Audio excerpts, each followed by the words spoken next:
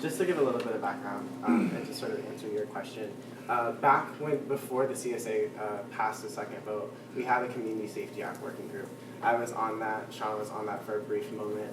During those meetings, we had multiple conversations about the criteria regarding the gang database and the restrictions in the CSA. And one of those conversations that went on for 3 meetings was whether or not association would continue to be a restriction, can no longer be allowed in the gang database criteria.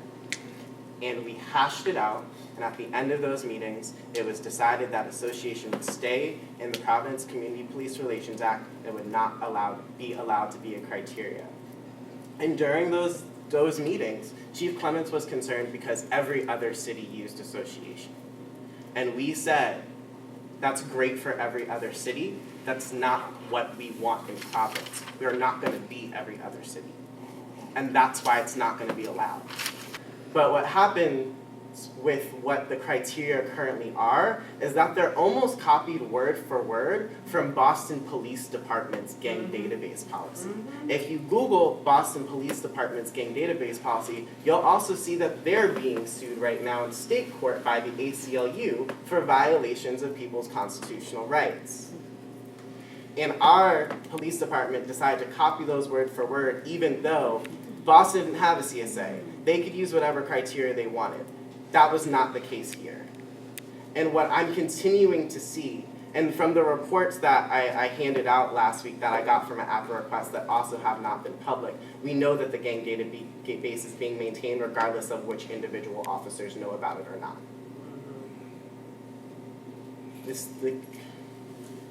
The police decided to enact a policy.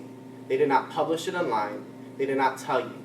Now, when it's clear that those things are illegal, criteria that were copied from another state from another city's police department that's currently under lawsuit for the same criteria, they are no longer listening to conversation, no longer wanting to come to the table to talk about how to make it better. And now our city solicitor refuses to comment on a public policy at a public hearing about gang database policies.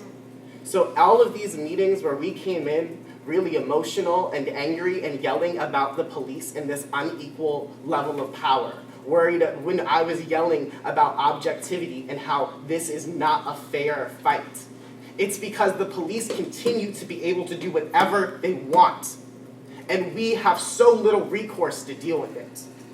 And so when it comes to a complaint process, where you have a police officer stopping an 18-year-old with his little sister in the car saying, "You are wearing blue, so I stopped you."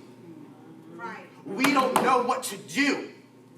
And our city refuses to help us. And so that's what I am saying to you all about this board and the importance of it, to keep the police accountable, because they refuse to be accountable and they break the law and we can't do anything about it. That's the charge of this board. And I'm tired of pretending like I'm just angry and mad for no reason, or for people to tell me to be calm when this shit is affecting people's lives on a daily basis in the city. And the police refuse to act in accordance with what the people here want and need.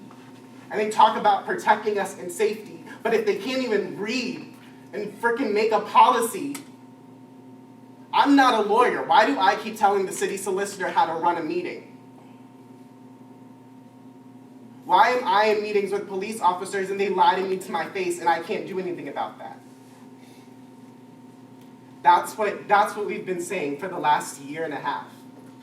It's not to yell at you, it's just this is something that folks in our community have been fighting for decades, and we're tired. Thank you.